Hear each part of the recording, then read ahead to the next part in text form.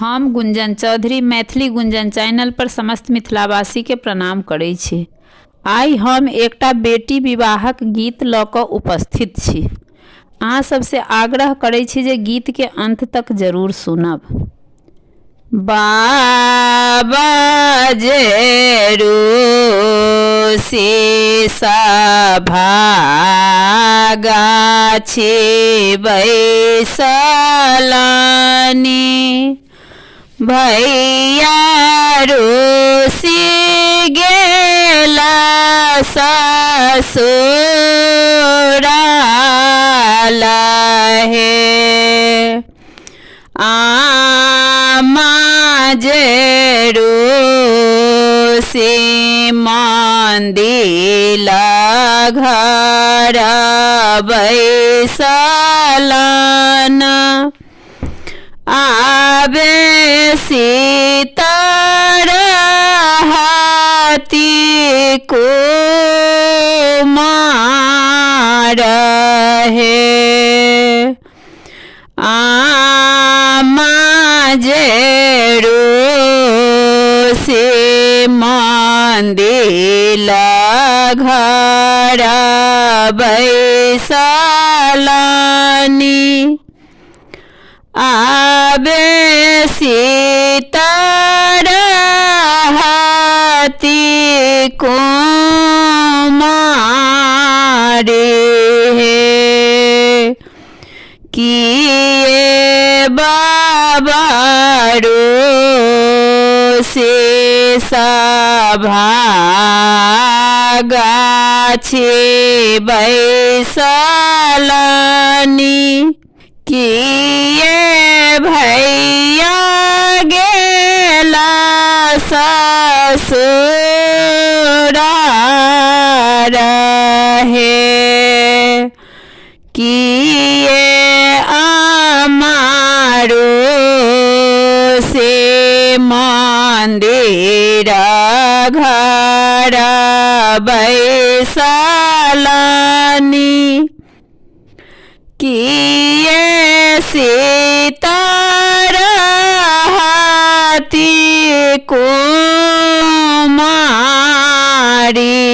हे, किए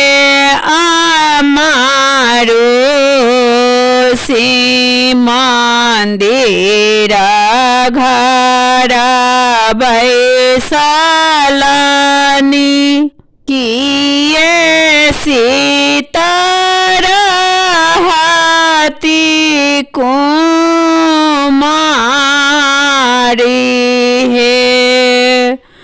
मारब पर पंडित बैसलन, मारब पर जेठ भाई, मारब पर पंडित बैसलन, मारब पर जेठ भाई, सोना के सिंहासन रामचंद्र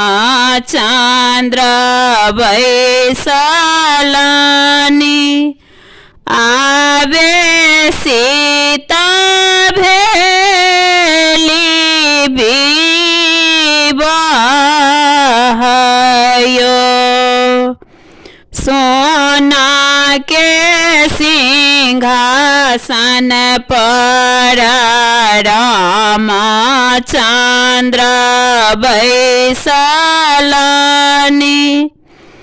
आबे सीता भेली विवाहयो,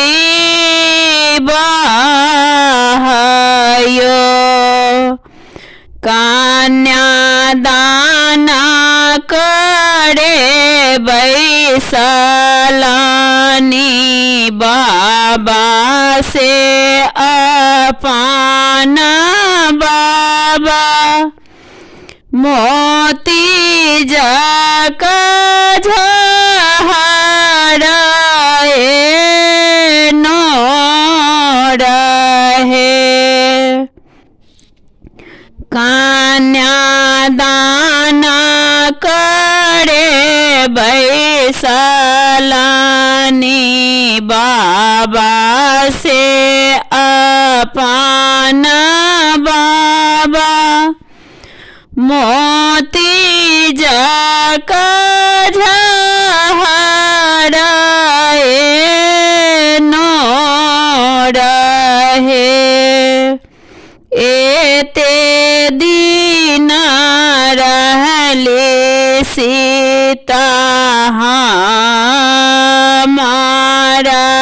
बेटी आबे सीता भेली